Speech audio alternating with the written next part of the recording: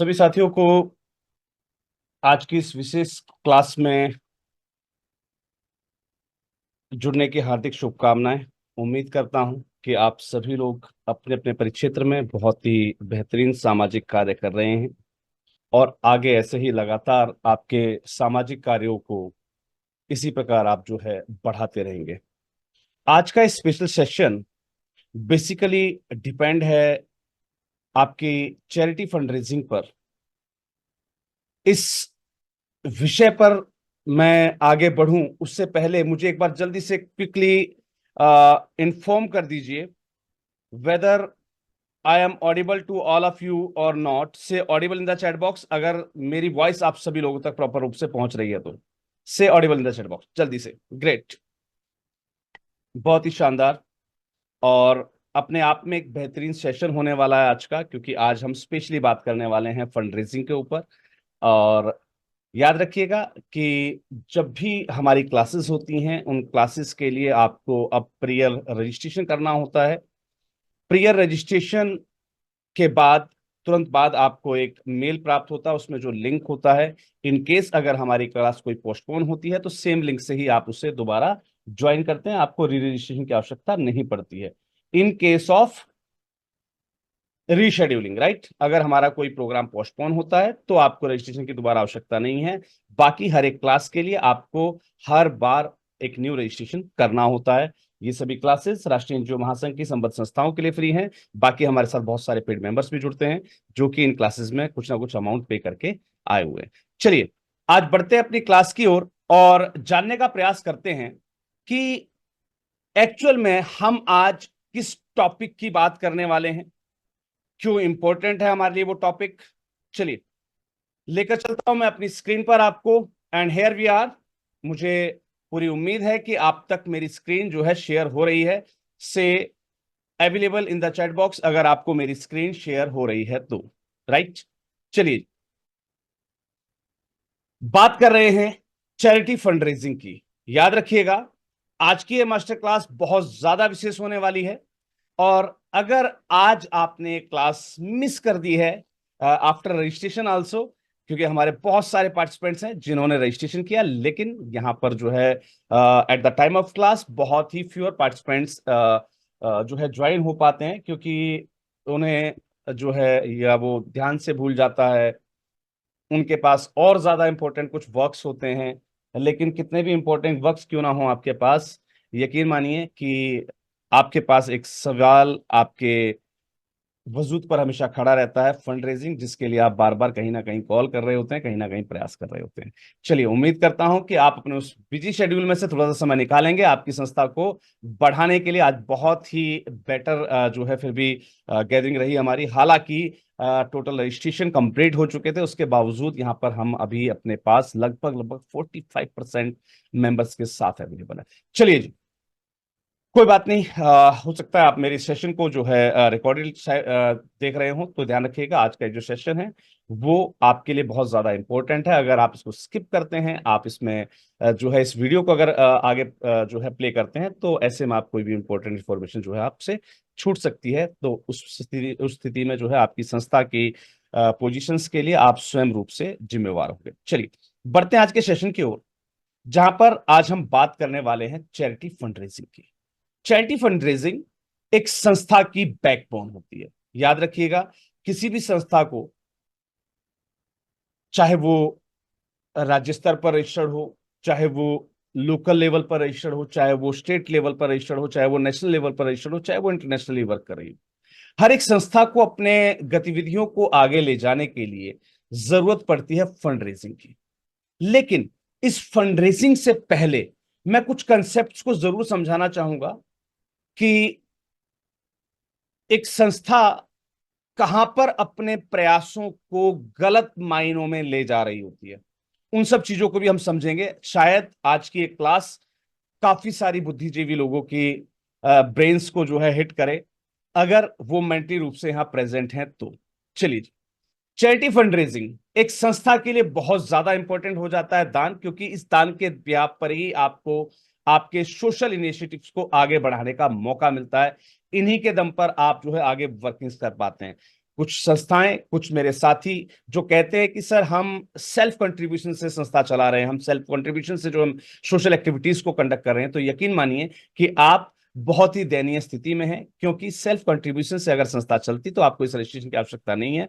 आप, आपके 5, 7, 10 लोग, आपके साथी, आपके 10, 15, 20, 50 मित्रगण अपने सेल्फ पैसों को जो है कंट्रीब्यूट करके और कोई भी चैरिटी कर सकते हैं, जिसके लिए किसी रजिस्ट्रेशन की आवश्यकता नहीं होती है। अगर आप अपनी चैरिटी को रजिस्टर्ड फॉर्म में लेकर आते हैं, दैट मीन्स कि किसी भी व्यक्ति को दी जाने वाली सहायता में अधिकतम अंश जो आपका या आपकी पूरी टीम के सेल्फ कंट्रीब्यूशन का है, that must be not more than 20%। यानी कि अगर आप किसी व्यक्ति की, किसी व्यक्ति विशेष की आप सहायता कर रहे हैं 100 रुपए की, तो उसमें आपका जो कंट्रीब्यूशन है, चाहे वो आपका निजी हो, चाहे वो आपकी पूरी टीम का हो, वो मोर देन 20% नहीं होना चाहिए। और बाकी का जो 80% अमाउंट है, that must be collected from the public.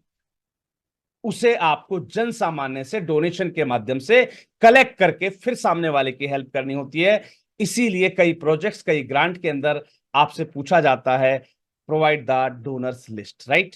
तो बहुत ज्यादा और बहुत ही इंपॉर्टेंट सेशन है ये, क्योंकि आज हम उन सभी मकर जाल से हम पर्दा उठाने वाले हैं जहां पर संस्थाएं भटकती जा रही हैं, गोल गोल गोल गोल वहीं घूमती रहती हैं और आगे कुछ भी नहीं कर पाती। याद रखिएगा, फंड रेजिंग को इंक्रीज करना हर एक संस्था की खुद की प्रायोरिटी होनी चाहिए कि वो अपनी फंड रेजिंग पर विशेष ध्यान दे, राइट। और इस फंड रेजिंग को कैसे वो और ज्यादा बेहतर बना पाते हैं, उसके हर एक पहलू पर काम करना हर एक संस्था की अपनी नैतिक जिम्मेवारी होती है, राइट। इस प्रोसेस को जब एक डोनर से हम डोनेशन लेते हैं और उस डोनेशन के माध्यम से हम अपनी वर्किंग्स को जब सॉलिड करते हैं, या उस डोनर को हम एक रेगुलर डोनर के अंदर कन्वर्ट करते हैं, तो उस प्रोसेस को डोनर कल्टीवेशन कहा जाता है। और याद रखिएगा, आपकी संस्था एक बेटर वे में एक लाइफलाइन के अंदर चल रही है या नहीं चल रही है, इसका पूरा प्रोसेस आप समझ सकते हैं आपके डोनर मैनेजमेंट से।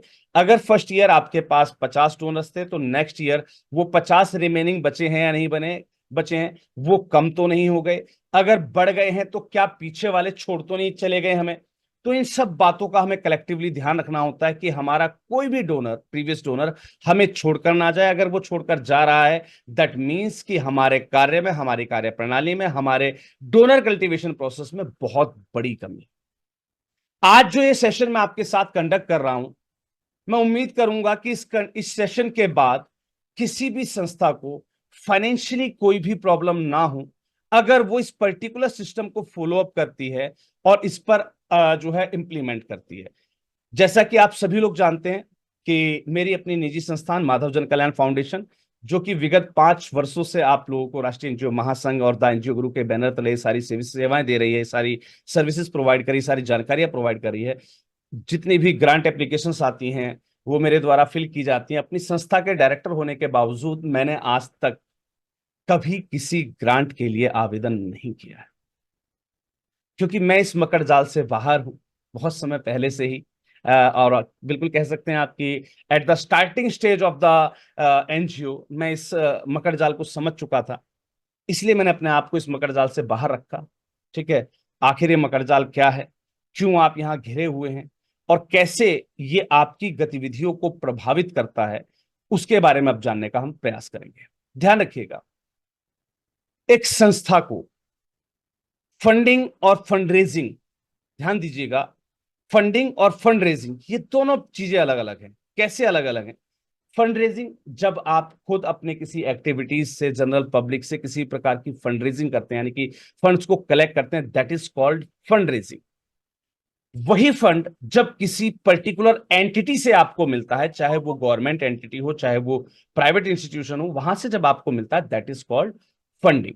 तो जब आपको कहीं से फंडिंग लेनी होती है या फंड रेजिंग करनी होती है, उसके लिए क्या एक चीज है जो आपके लिए अनिवार्य होती है। डॉक्यूमेंटेशन की बात नहीं कर रहा हूं मैं यहां पर। एक संस्था को अगर किसी से डोनेशन की अपील करनी है या कहीं से ग्रांट की अपील करनी है, तो उसके लिए क्या चीज है जो अनिवार्य होती है। जल्दी से कोई भी साथी, जल्दी से कोई भी साथी,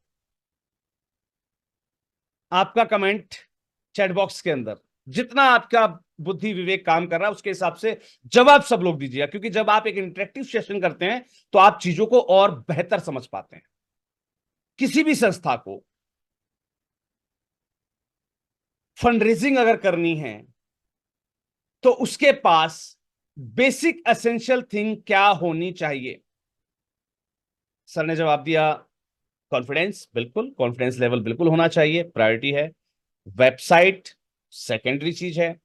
क्रिटिकल टॉपिक, गुड, टॉपिक बहुत बेहतरीन चीज है। डॉक्यूमेंटेशन, टीम, इसके अलावा लैंडिंग पेज, इसके अलावा सामाजिक कार्यक्रम, यस, ट्रांसपेरेंसी, सामाजिक कार्यक्रम। ध्यान रखिएगा, एक संस्था की शुरुआत वर्किंग से होती है, वर्किंग से। हमें कोई भी पर्टिकुलर सोशल वर्क कंडक्ट करना होता है, उस सोशल वर्क के बिहाफ पर हम फंड रेजिंग के लिए अपील करते हैं। शायद उन सोशल वर्क्स के कलेक्टिव फॉर्म को हम एक प्रोजेक्ट के रूप में प्रेजेंट करते हैं, राइट। कुछ लोग कहते हैं कि क्या हम किसी भी प्रोजेक्ट के लिए डायरेक्टली अप्लाई कर सकते हैं अगर हमारी एक्टिविटीज में ऐसा कोई भी एक्टिविटी नहीं है? तो बिल्कुल भी नहीं। याद रखिएगा, किसी भी प्रोजेक्ट पर काम करने के लिए उससे संबंधित एक्टिविटीज में संस्था का पहले से अनुभवी होना अनिवार्य होता है। Do you agree with that? क्या आप इस बात से एग्री करते हैं कि आपकी संस्था को चाहे ग्रांट लेनी हो, चाहे फंड रेजिंग करनी हो, आपको पहले सोशल वर्क कंडक्ट करना, राइट? अब बात करते हैं वर्किंग्स की। मेरे पास अभी 5-7-10 दिन पहले ही एक सज्जन का फोन आया। उन्होंने मुझे कहा कि सर, मुझे आपसे तत्काल एक बात करनी है। मैं कहा जी बताइए।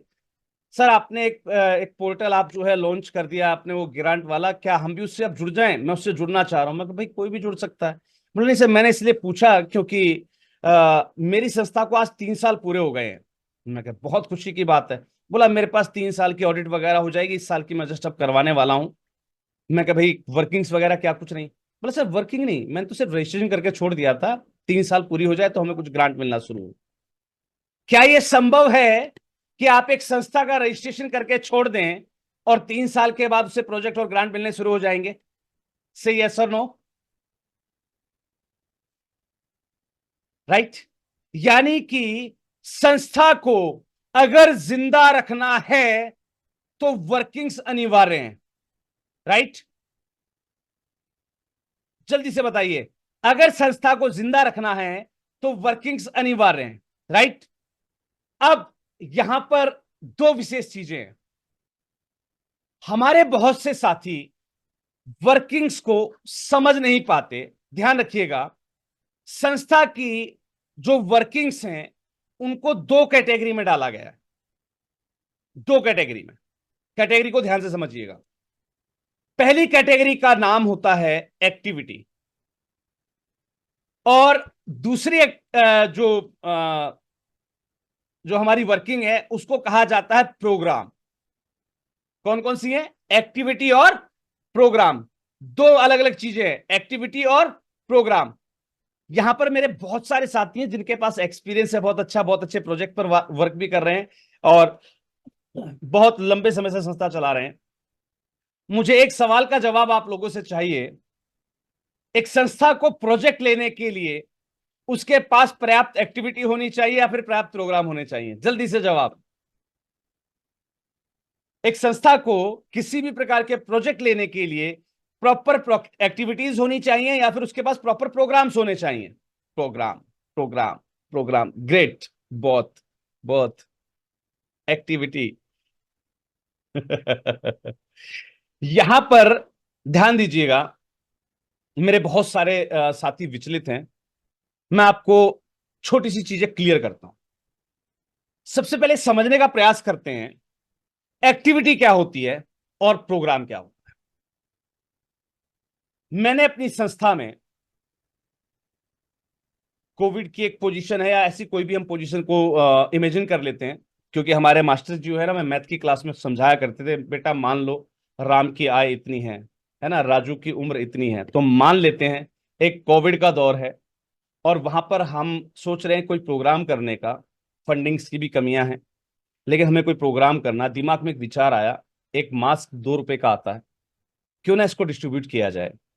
सबसे पहले मैंने अपनी टीम के साथ ये विचार साझा किया, उनसे अनुमति ली थी, जिसे आप जो भी आप अपने प्रोसीडिंग के अंदर लिखते हैं, राइट, मिनट्स वगैरह में, तो मेरी बातों को समझ जाइएगा और उसको कहाँ कहाँ फिट करना है उसको समझ जाइएगा, राइट। हम जब भी कोई प्रोग्राम कंडक्ट करते हैं तो हम एक मीटिंग करते हैं ना, बोर्ड मीटिंग करते हैं। तो मैंने अपने टीममेट से सलाह ली। उन्होंने जैसे ही उस पर अपनी सहमति दर्ज की, मैंने कहा भाई चलो सेल्फ कंट्रीब्यूशन करते हैं। अब हमने सेल्फ कंट्रीब्यूशन किया, 2,000 रुपए का सेल्फ कंट्रीब्यूशन हमारा जनरेट हुआ। 2,000 के सेल्फ कंट्रीब्यूशन के अंदर हमने जो है एक कैंपेन लगाया और वहां मेंशन किया कि हमारी संस्था फलाने दिन जो है मास्क डिस्ट्रीब्यूशन करेगी, उसके लिए आप जो भी सहयोगी सहयोग करना चाहें कर सकते हैं। फिर हमने अपने अपने रिसोर्सेज पर वर्क किया, यानी कि जो हमारे कॉन्टैक्ट पर्सन्स थे, हमारे जो प्रीवियस डोनर्स थे, हमारा जो भी कॉन्टैक्ट था, वहां उसको हमने यूटिलाइज किया। वहां से हमने 8-10 हजार रुपए की फंड रेजिंग और कर ली। अब हमारे पास टोटल 10,000 रुपीज हैं। एक मास्क की कीमत 2 रुपए है। मेरे पास कितने मास्क इकट्ठे हुए उस 10,000 रुपए से, यानी कि 8,000 मैंने पब्लिक से फंड जनरेट किया, 2,000 मेरा सेल्फ कंट्रीब्यूशन रहा। टोटल 10,000 रुपीज में से मैंने जो है मास्क परचेज करने चाहे तो 2 रुपए की कॉस्ट के हिसाब से, thanks a lot Arpita ma'am, doctor Arpita ने बताया कि 5,000 मास्क आपने सर परचेज कर लिए, बिल्कुल। 10,000 रुपए में मेरे 5,000 मास्क आ गए। अब हमने एक दिन और स्थान नियत किया, वहां पर मेरे वॉलंटियर्स के साथ मैंने मास्क डिस्ट्रीब्यूशन स्टार्ट कर दिया। अमूमन 4 से 5 हजार की जनता एक दिन में, 2 दिन में, और नहीं तो लास्ट 3 दिन में, आई थिंक सो ये मास्क डिस्ट्रीब्यूट हो जाने चाहिए। से यस और नो। अगर हम किसी पब्लिक प्लेस पर हैं, वहां टीम के साथ हम डिस्ट्रीब्यूशन कर रहे हैं, तो ये 5,000 मास्क जो है हमारे एक दिन या 2 दिन या 3 दिन के अंदर खत्म हो गए। अब मुझे यहां पर एक सवाल का जवाब आपसे चाहिए कि आप इसे प्रोग्राम कहेंगे या एक्टिविटी? चलिए जल्दी से, एक्टिविटी। क्यों? ड्यूरेशन, ध्यान दीजिएगा, ड्यूरेशन, अंतर बहुत बड़ा है। क्यों? हमारे बेनिफिशियरी कितने हैं? 5,000, राइट। एक्टिविटी का ड्यूरेशन क्या रहा? सिर्फ 3 दिन या 2 दिन या एक दिन। फंडिंग कितनी लगी हमारी? 10,000, जिसमें से सेल्फ कंट्रीब्यूशन मान लीजिए 1,000 है, 9,000 हमने फंड रेज भी किया, यानी कि हमारे पास 9,000 रुपए की हमने फंड रेजिंग मान लीजिए 90 लोगों से करी, सबसे 100-100 रुपए लिया हमने, कोई दिक्कत नहीं। 90 डोनर हैं, 5,000 मेरे पास बेनिफिशरीज हैं, लेकिन नंबर ऑफ डेज मेरे पास 3 है केवल। ये क्या कहलाएगा? एक्टिविटी। समझिएगा, चीजों को समझने का प्रयास कीजिए। यही प्रोग्राम अगर मैं नंबर ऑफ डेज को 100+ ले जाता हूं, ये क्राइटेरिया है। 100+ में इसलिए कहता हूं कि डिपेंड करता है कि नंबर ऑफ बेनिफिशरीज या फिर आपकी एक्टिविटी किस प्रकार की है। जबकि आप किसी एक्टिविटी को अगर थ्रू आउट द मंथ भी कंप्लीट कर लेते हैं, वो भी एक प्रोग्राम कहलाता है। यानी कि 30 से लेकर 90 दिनों का कोई भी कार्यक्रम वो प्रोग्राम के अंदर आता है। अब दोनों में 30 दिन कहां पर लागू होते हैं और 90 दिन कहां लागू होते हैं, मैं दोनों स्थितियों को आपके साथ अभी शेयर कर रहा हूं। यही 10,000 रुपए, चाहे मुझे 2 लोगों ने डोनेशन दिया हो, चाहे 90 लोगों ने डोनेशन दिया हो, यही 9,000 रुपए की मैंने 3-3 हजार रुपए वाली जो है 3 राशन की किट बनवाई। समझिएगा स्थिति को, यहां पर हम कंडीशन नंबर 2 की बात कर रहे हैं। मैंने 3-3 हजार रुपए की जो है 3 किट बनवाई। मैंने एक सर्वे किया, उस सर्वे के अंदर हमने एक पर्टिकुलर एरिया में एक बेनिफिशियरी को सेलेक्ट किया। मैंने अपने प्रोफाइल के अंदर लिखा कि मुझे ये पर्टिकुलर सर्वे कंडक्ट करने में 10 दिन का समय लगा, 10 से 15 दिन का, और मैं एक पर्टिकुलर बेनिफिशियरी तक पहुंच पाया हूं कि जिसको कैसे भी, देखिए, राशन किसी के पास ना होना ये बहुत मतलब जो है एक नेचुरल स्थिति है। बहुत सारे बेनिफिशियरी मिलेंगे, लेकिन उनमें से कुछ बेनिफिशियरी ऐसे होंगे जिनका काम खराब हो गया होगा, उसकी वजह से आज उनके पास राशन नहीं है। कुछ लोग ऐसे होंगे जिनका काम छूट गया होगा, इसकी वजह से उनके पास राशन नहीं है। कुछ लोग ऐसे होंगे जिन्होंने अपनी हरकतों से अपनी ऐसी स्थिति बना ली कि उनका राशन खत्म हो गया होगा। लेकिन बहुत ही रेयर ऐसे लोग मिलते हैं जो इस प्रकार के हों कि उनके पास कोई उपचार ही नहीं है, जिनका समय खराब होगा, उनका समय सुधर सकता है, जिसकी नौकरी छूट गई उसकी नौकरी लग सकती है, जिसने अपनी आदतन अपनी हालत ऐसी की है हम शायद उसकी सहायता भी ना करें। भाई किसी ने दारू के चक्कर में ना घर बेच दिया हो, उसके घर घर को आप राशन से भर के आओगे क्या? नहीं ना, ऑब्वियस सी बात है। कोई व्यक्ति अपने कर्मों से अगर ऐसा हुआ है तो मेरे ख्याल से कोई संस्था उसकी हेल्प नहीं करना चाहेगी। अब वहीं एक ऐसा व्यक्ति है, ना उसे आप रोजगार दे सकते हो क्योंकि वो अपंग है, ना उसकी आप कहीं इस पे जॉब लगवा सकते हो, कोई काम डलवा सकते हो क्योंकि वो इस प्रकार से अपाहिज या इस प्रकार से ग्रसित है कि वो खाट से नहीं उठ सकता। अब वो आपका रेयर बेनिफिशियरी है जिसको आप 100, 50, 10, 20 की भीड़ में से इकलौते को चुनते हैं। बिल्कुल समय लगेगा चुनने में। अब उस परिवार को आपने 3 महीने तक लगातार राशन दिया। यहां पर आपका ध्यान रखिएगा, डोनर एक ही है केवल, सॉरी, हमारा जो बेनिफिशियरी है एक है, हमारे पास डोनर 90, 9 जो भी आप माने वो हैं। अमाउंट वही है, 10,000 रुपीज, लेकिन नंबर ऑफ डेज हमारा जो है वो यहां पर मोर देन 90 डेज हुआ, यानी कि 100+ डेज हुआ। अब इसे आप क्या कहेंगे? जल्दी से, प्रोग्राम, राइट। अब कंडीशन नंबर 3 पर वर्क कर रहा हूं मैं, समझिएगा ध्यान से। कंडीशन नंबर 3, मैंने वो 9,000 रुपए, मैंने वो 9,000 रुपए पेट्रोल में खर्च किए। समझिएगा, मैंने वो 9,000 रुपए पेट्रोल में खर्च किए, एक बाइक के अंदर पेट्रोल डलवाया, 3,000 रुपए का एक बॉक्स दिया मैंने विद माइक। मैं और मेरी टीम के 2-3 लोग उस बॉक्स को लेकर जगह जगह गांवों में गए और हमने किसी भी संबंधित टॉपिक पर, किसी भी विषय पर लगातार रोजाना 30 दिनों तक लोगों को अवेयरनेस पहुंचाई है। चाहे वो आप महिला सशक्तिकरण कह लीजिए, चाहे आप बेटी बचाओ बेटी पढ़ाओ पर कह लीजिए। मैंने 30 दिनों तक सिर्फ उस 10,000 में से 3,000 खर्च किए, एक भोंपू के ऊपर, एक माइक के ऊपर, और बाकी का जो पैसा है वो मैंने पेट्रोल में लगा दिया क्योंकि हमें रोज कहीं ना कहीं गांव में जाना होता था, दूर दूर जगह पर या आसपास के स्कूलों में जो भी है। और मैंने 30 दिन तक लगातार किसी पर्टिकुलर टॉपिक को लेकर अवेयरनेस की। आप इसे क्या कहेंगे, एक्टिविटी या प्रोग्राम? प्रोग्राम। पंकज कपूर जी, करेक्शन कीजिए। जब एक पर्टिकुलर एक्टिविटी को आप डेली बेसिस पर कंटिन्यू करते हैं, मोर देन 30 डेज, प्रोग्राम। समझिएगा बात को। अब यही एक्टिविटी, कंडीशन नंबर 4, यही एक्टिविटी को, यानी कि जो अवेयरनेस वाली एक्टिविटी है, मैं हर संडे को कर रहा हूं।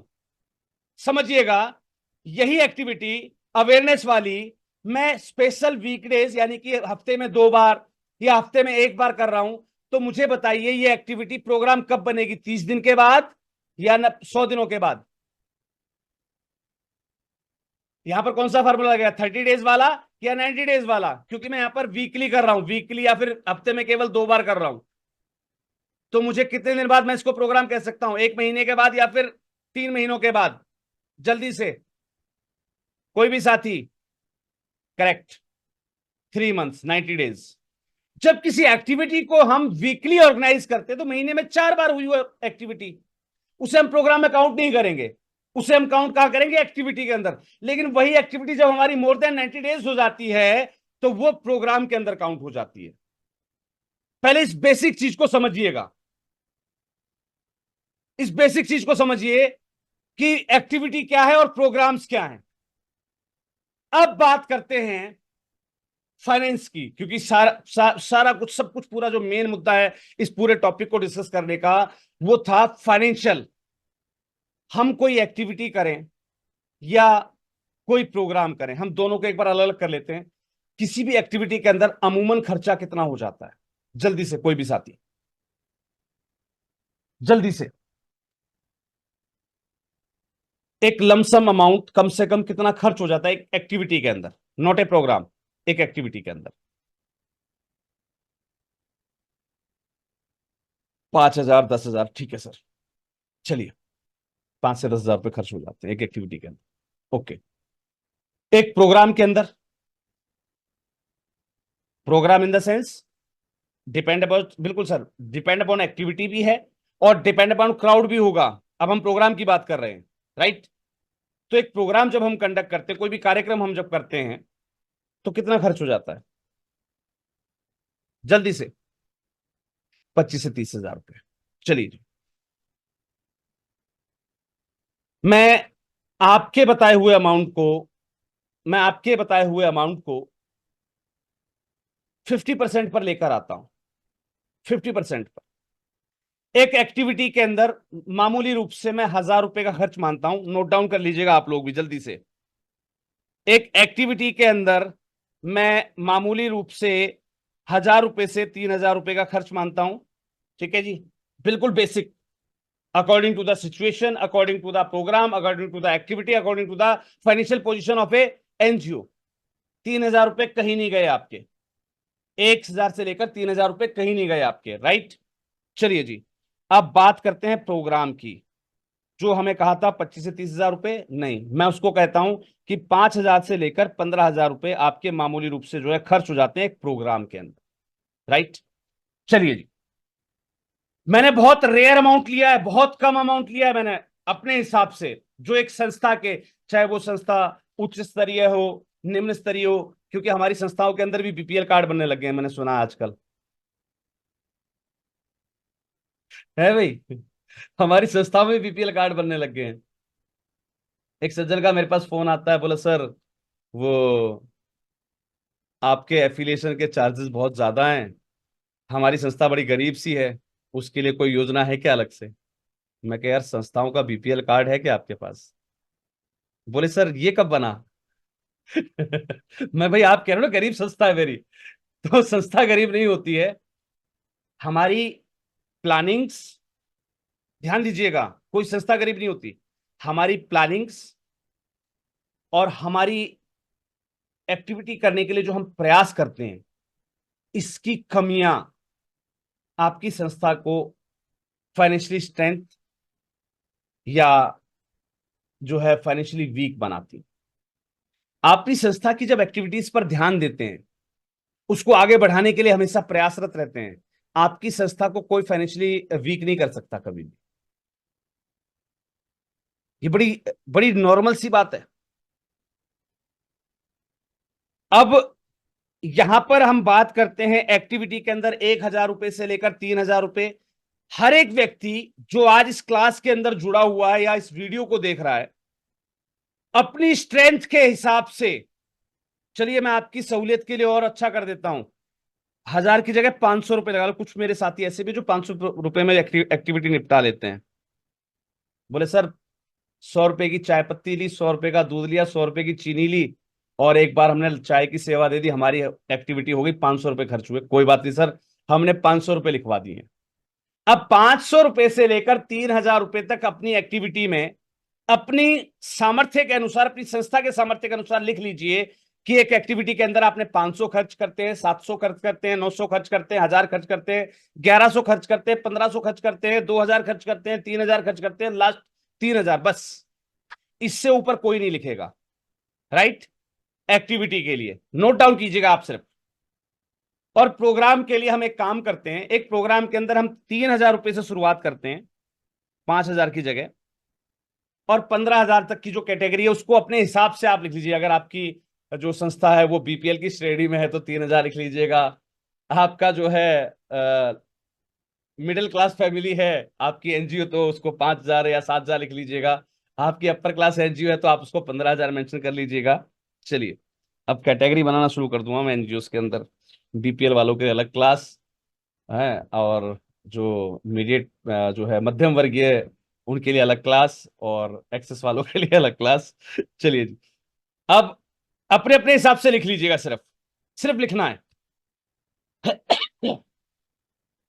अब एक फार्मूला नोट कीजिए, अब एक फार्मूला नोट कीजिए। जो लोग कहते हैं कि सर हमारी संस्था को प्रोजेक्ट नहीं मिलता, हम 10 साल से वर्क कर रहे हैं, 15 साल से वर्क कर रहे हैं, हम 5 साल से काम कर रहे हैं, हम 7 साल से वर्क कर रहे हैं, हमने एक ग्रांट अप्लाई किया, हमने 50 अप्लाई कर लिया, हमने तो सर आपके हिसाब से, आपने जो बताया था ना उस मेथड को अपना के 100 ग्रांट भी अप्लाई कर दिया। आपने कहा था 100 अप्लाई करो एक जगह बात बन जाएगी, मेरी तो वो भी नहीं बनी। आपने कहा था कि 100 ग्रांट अप्लाई करो तब एक जगह बात बन जाएगी, मेरी तो वो भी नहीं बनी। अब वो क्यों नहीं बनी, उसके पीछे का कारण नोट डाउन कर लीजिए, फार्मूला नोट डाउन कर लीजिए जल्दी से। फार्मूला क्या कहता है? एक संस्था को प्रोजेक्ट लेने के लिए, नोट डाउन कर लीजिए जल्दी से, एक संस्था को प्रोजेक्ट लेने के लिए मंथली मिनिमम 4 एक्टिविटीज, जल्दी से नोट डाउन कीजिए। मंथली मिनिमम 4 एक्टिविटीज और मंथली मिनिमम 1 प्रोग्राम।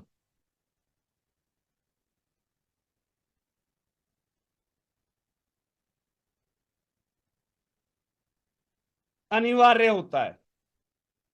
मिनिमम का है मैंने, संस्था के पास हर हफ्ते की एक एक्टिविटी होनी चाहिए कम से कम, न्यूनतम, और महीने में एक प्रोग्राम होना चाहिए। क्लियर है? महीने में एक प्रोग्राम होना चाहिए आपके पास। अब अब आपने दो कॉलम बना रखे होंगे, एक एक्टिविटी वाला, एक प्रोग्राम वाला। प्रोग्राम में आपने जो भी अमाउंट लिखा हो उसको 12 से मल्टीप्लाई कर दीजिएगा, है ना। और एक्टिविटी महीने में 4 हैं, है ना, तो साल भर की हुई 48। अब उसके हिसाब से एक बार जल्दी से अपना हिसाब लगाकर मुझे बताइए कि एक साल के अंदर आपको कितना पैसा खर्च करना पड़ता है एक संस्था को जिंदा रखने के लिए, उस पोजीशन में जिस पोजीशन में उसको 3 साल के बाद ग्रांट मिल जाए। जल्दी से मैं नोट डाउन कीजिए। अगर एक्टिविटी में आपने 500 रुपए लिखे थे, 500 इंटू 48 कीजिएगा, क्योंकि महीने के हिसाब से 4 एक्टिविटी हो गई। और प्रोग्राम के अंदर आपने जो भी अमाउंट लिखा था 3,000 से लेकर 5,000 15,000 तक का, उसको 12 से मल्टीप्लाई कीजिएगा और मुझे जल्दी से बताइए, हर एक व्यक्ति बताएगा मुझे कि किसका कितना अमाउंट खर्च होता है साल भर के अंदर। दोनों को टोटल जरूर कर दीजिएगा। अगर मेरे पास मंथली में 500 रुपए खर्च करता हूं, एक एक्टिविटी में 500 रुपए खर्च करता हूं, मैं उसको 48 से मल्टीप्लाई करूंगा, राइट।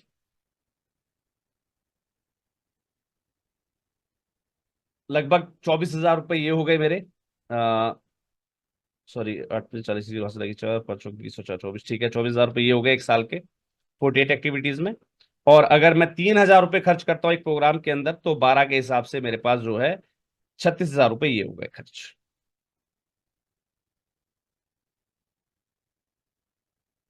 और 24 और 36 मिला के अगर हम बात करें तो 60,000 रुपये हुए मिनिमम।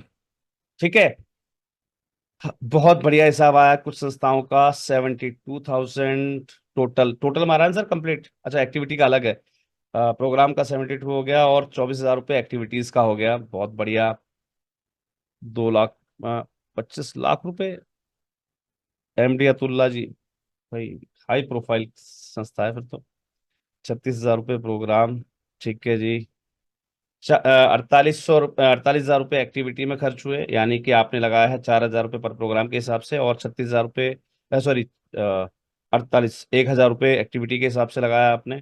तो आपके 48,000 रुपये एक्टिविटी में खर्च हुए, और आपने 3,000 रुपये प्रोग्राम का लगाया है, तो फिर 36,000 रुपये आपके प्रोग्राम के, यानी कि 84,000 रुपये आपका सालाना खर्च है। चलिए, बहुत अच्छी बात। ऐसे लिखा जाता है हिसाब। मैं एक बार आप सब लोगों के साथ शेयर कर दे रहा हूं कैसे लिख के भेजना है। थोड़ा सा ना एक बार प्रोफेशनल होना सीखिए। मैंने आपको लिख के भेजा, इस टाइप से लिख के भेजिएगा कि एक्टिविटी में कितना खर्च हुआ, प्रोग्राम में कितना खर्च हुआ, टोटल कितना हुआ, राइट। चलिए जी। और एक ही मैसेज में कई लोग अलग अलग लिखते जा रहे हैं, ठीक है। थोड़ा सा ना प्रोफेशनल हो जाइए, है ना। प्रोफेशनल होंगे तो ऑटोमेटिकली सीख जाएंगे आप लोग जल्दी से। जैसे प्रोफेशनलिज्म में मैम ने लिख के दिया, ऐसे ही लिख के बताइए मुझे जल्दी से कितना आपका प्रोग्राम का खर्च हुआ। मैं सर सैंपल दे चुका हूं मनीष जी, फिर भी आप गलती कर रहे हैं। मैंने आपको एक सैंपल दिया है, टू एवरीवन मैंने शेयर किया है कि कैसे लिखना है। कितना आपका एक्टिविटी में खर्च हुआ, कितना आपका प्रोग्राम में खर्च हुआ, और आपका टोटल खर्च कितना हुआ। चलिए, 24, 2,40,000 for program and 48,000 for activities. चलिए, जो भी है देखिए, अपना हिसाब अपने पास रखिएगा, मुझे कोई मतलब नहीं है कि आप कितना खर्च कर रहे हैं। सिर्फ मैं आपसे जानना चाहता हूं, आपको अवगत कराना चाह रहा हूं कुछ चीजों से, कुछ बातों से, जो आपकी समझ में अगर आज आ गई, तो आज आपका एक, जैसे हम कहते हैं हर बार कि हमारी एक जो क्लास होती है वो लाइफ चेंजिंग इवेंट होती है। तो आज मैं एक लाइफ चेंजिंग इवेंट के बारे में बात करूंगा आपसे, राइट। चलिए जी। पंकज कपूर जी, बहुत बहुत धन्यवाद। एक्टिविटी का खर्चा अलग, प्रोग्राम का खर्चा अलग, बहुत बढ़िया। 1,56,000 साल भर के हो गए, बिल्कुल बहुत बढ़िया। प्रोग्राम के 48,000 और एक्टिविटीज के 36,000, टोटल 84,000। बहुत बढ़िया, बहुत बढ़िया। यानी कि हर एक संस्था अपने अपने स्तर पर एक बेहतरीन अमाउंट जो है खर्च कर रही होती है अपने संस्था को जिंदा रखने के लिए। और 3 साल के बाद हमें प्रोजेक्ट मिलना शुरू होता है, तो ये अमाउंट आपको जिंदा रखने के लिए संस्था को चाहिए। इतनी एक्टिविटीज। चलिए, अब ध्यान दीजिएगा। हिसाब किताब हो गया हो तो बाहर निकल के आए हिसाब किताब से भाई। अगर आपकी संस्था को आपको एलिजिबल करना है तो आपको महीने में 4 एक्टिविटीज, एक प्रोग्राम आप दिखाना शुरू कीजिए। आपके प्रोफाइल के भी अंदर जब लिखा होगा कि आपकी इतनी एक्टिविटीज हैं, इतने प्रोग्राम्स हैं, फिर उस प्रोफाइल का दम देखिए, उसके संबंधित आप फिर आगे आप अपनी वर्किंग्स में देखिए। जो आप कहते हैं कि सर मैं 100 अप्लाई करता हूं लेकिन मेरा अप्लाई नहीं हो पाता है, मुझे नहीं मिलता ग्रांट कहीं से, तो उसका विशेष कारण यहां छिपा हुआ है, क्योंकि आपकी एक्टिविटीज में दम नहीं है, आपके एनजीओ प्रोफाइल में दम नहीं। चलिए, ये बात हुई एक संस्था को जिंदा रखने की, राइट। अब मुझे एक बड़ी प्यारी सी चीज बताइएगा और दिल से बताइएगा। आपने जो भी खर्च किया एक साल के अंदर, किसी का अमाउंट 60,000 आ रहा है, किसी का 84,000 आ रहा है, किसी का 1,08,000 आ रहा है, किसी का 40,000 आ रहा है, 50,000 आ रहा है, 90,000 आ रहा है। अब यहां पर मैं दो चीजों को बड़ा क्लियर रूप से कहना चाहूंगा। बुरा लगे तो आज 2 रोटी ज्यादा खाना। जिसका बजट, जिस साथी का बजट, जिस संस्था का बजट एक साल के अंदर एक्टिविटी प्लस प्रोग्राम का 1 लाख से कम है, उन्हें प्रोजेक्ट लेने में 3 साल नहीं शायद 7 साल लग जाएंगे। पहले तो ये चीज दिमाग में डाल लीजिए अपने। जिन जिन साथियों का टोटल खर्च, यार आप सोचिए, एक संस्था आप चला रहे हैं, आपके सारे प्रोग्राम्स और एक्टिविटीज के अंदर 12 प्रोग्राम भी आपने कर लिए, 48 एक्टिविटी कर ली, और आपने सिर्फ 1 लाख रुपए भी खर्च नहीं किया। आप क्या संस्था चलाए और क्या आपको प्रोजेक्ट मिलेगा? पहली चीज, एक तो ये नोट डाउन कर लीजिए आप, ठीक है। मेरा मेरा मेरा फर्ज है बताने का।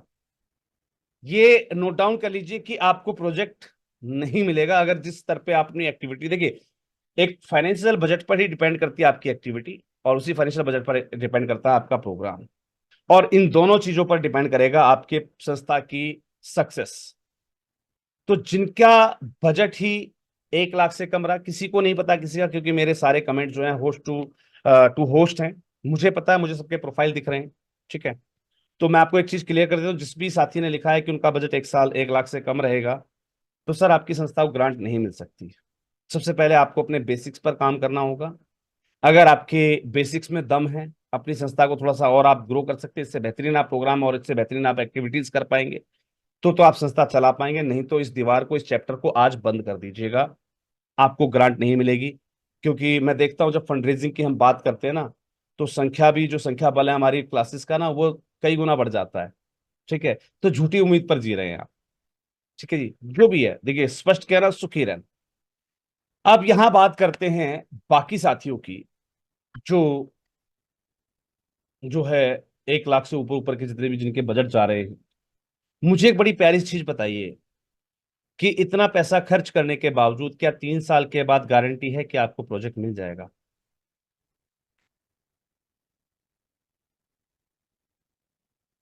सबका एक जवाब है नहीं। सबका एक जवाब नहीं, कोई गारंटी नहीं है कि प्रोजेक्ट मिल जाए। तो आप ये एक्टिविटीज क्यों करते हैं? संस्था को जिंदा रखने की। अगर इन एक्टिविटीज को आप डोनेशन ओरिएंटेड एक्टिविटीज बना देते हैं, तो एटलीस्ट डोनेशन की गारंटी तो है ना। अगर आपकी एक्टिविटी ही डोनेशन ओरिएंटेड हो जाए, तो बिना डोनेशन के तो भाई प्रोग्राम होगा ही नहीं ना। तो संस्था की संस्था जिंदा रही और डोनेशन भी जनरेट होने लगा। इसलिए कहा जाता है कि बेसिकली आप चैरिटी फंड रेजिंग पर जोर दीजिए, जो कि बहुत ही कम लोग कर पाते हैं। अब चैरिटी फंड रेजिंग है क्या, समझिएगा। नॉन प्रॉफिट्स को जो फंड मिलता है, वो मेन उसके 3 सोर्सेज होते हैं। कौन कौन से? इंडिविजुअल से, कॉर्पोरेट सेक्टर से, जिसे आप सीएसआर बोल दीजिए, कॉर्पोरेट ग्रांट बोल दीजिए, कुछ भी आप बोल सकते हैं, कंपनियों से आपको मिलने वाला डोनेशन बोल दीजिए, कुछ भी कह सकते हैं। और तीसरा गवर्नमेंट के डिपार्टमेंट से, चाहे वो लोकल डिपार्टमेंट हो, चाहे वो आपकी स्टेट की ग्रांट हो, चाहे वो सेंट्रल मिनिस्ट्री की ग्रांट हो, राइट। तीन मेन सोर्सेज होते हैं एक संस्था के पास फंड रेजिंग।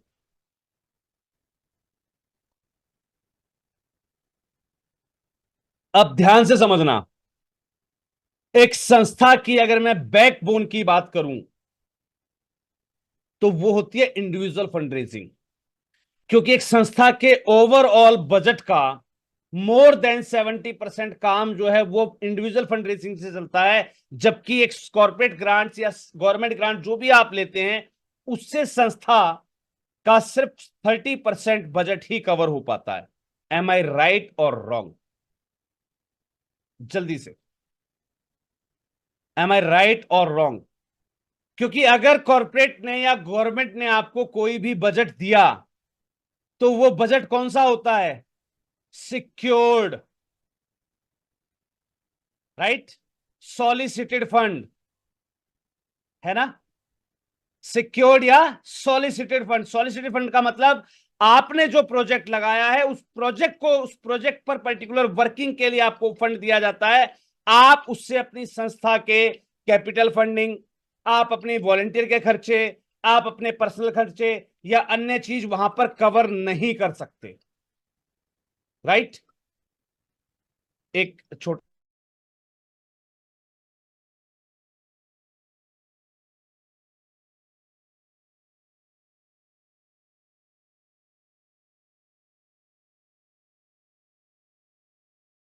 होता क्या है कि आप दौड़ जो लगा रहे हैं ना, वो लगा रहे हैं अनसिक्योर्ड के पीछे।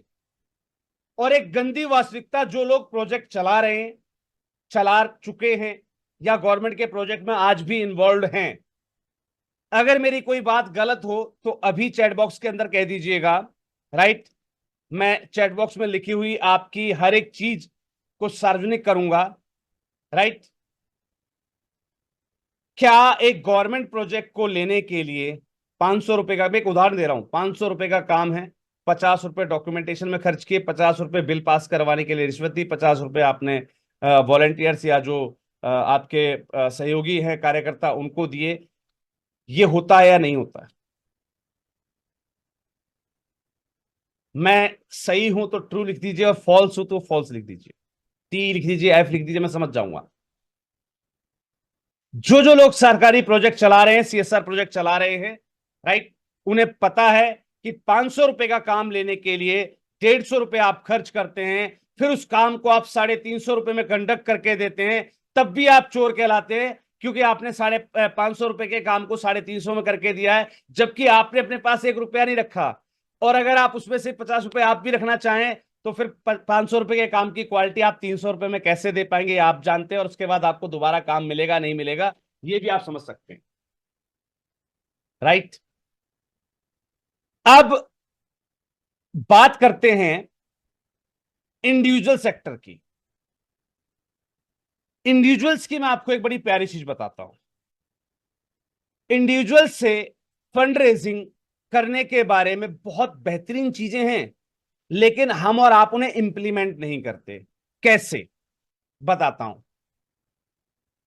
मार्च का महीना गया, ऐसे कितने साथी हैं जिन्होंने सेव टैक्स की अपनी अपील डाली हो अपने सोशल मीडिया प्रोफाइल से, कि आपने लोगों को अवेयर किया हो, एक तरीके से पहुंचने का प्रयास किया हो लोगों तक? क्योंकि सबको पता है उनको अब आईटीआर फाइल करनी है, उनको अपना टैक्स बचाना है। तो क्या आपने अपनी donation appeal with save tax डाली? किसी ने भी? जिसने डाली हो एम ई लिख दीजिए मुझे व्हाट्सएप पर, सॉरी यही चैट बॉक्स के अंदर एम ई। चंद लोग, मेरे ख्याल से 1% भी नहीं, टोटल गैदरिंग का, टोटल गैदरिंग के 1% व्यक्ति ने भी इस पर ध्यान नहीं दिया। दूसरा, चलिए दूसरा, कौन कौन से ऐसे साथी हैं जो इंडिविजुअल फंड रेजिंग के लिए अपनी टीम मैनेज कर चुके हैं या मतलब करते हैं, और डोर टू डोर या शॉप टू शॉप जो है फंड रेजिंग के लिए उनको भेजते हैं? से yes in the chat box, क्योंकि मी तो हो चुका, अब यस लिखिएगा। एक भी नहीं, एक भी नहीं। एक सर कह रहे हैं market to market. Sir shop to shop कहा ना मैंने, आप मार्केट टू मार्केट कहिए, शॉप टू शॉप कहिए। अगर आपके पास वॉलेंटियर हैं जो इस पर्टिकुलर काम के लिए डेली आपके ऑफिस से निकलते हैं फंड रेजिंग के लिए, देन से यस।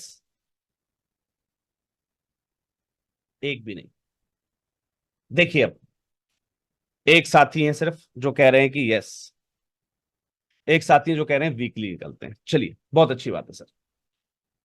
पूरी भीड़ में से, पूरे क्राउड में से सिर्फ दो लोग, जो हमारा मेजर पार्ट है जिससे सब कुछ चलना है, उस पर हम वर्क नहीं कर रहे, और जिससे हमारा भला नहीं हो रहा वहां के लिए हम दौड़ लगाते रहते हैं।